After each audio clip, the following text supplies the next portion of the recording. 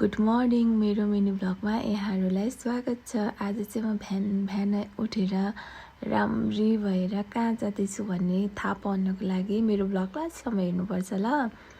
आज चाहिँ हामी सबै फ्यामिलीहरू मेरो छोरा मम्मी बाबा आन्टीहरू दिदीहरू भाइ बहिनीहरू सबैजना भएर आज चाहिँ हामी ऐना पहाड घुम्न जाँदैछौँ ल है त।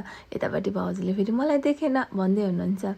हामी चाहिँ फाइनल्ली ऐना पहाड पुग्यौँ 3 घन्टाको राइड पछि।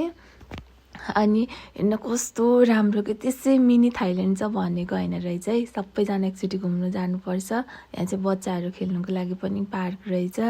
कस्तो राम्रो ठाउँ कि ओ माई गड। यहाँको त्यो हुन्छ नि आर्टहरू मान्छेको दिमाग है मान्छेको कलाकारिता वाउ।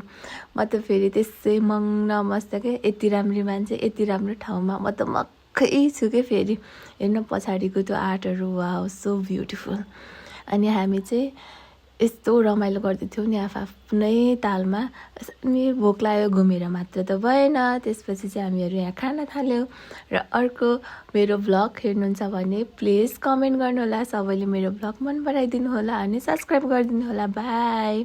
कस्तो मिठो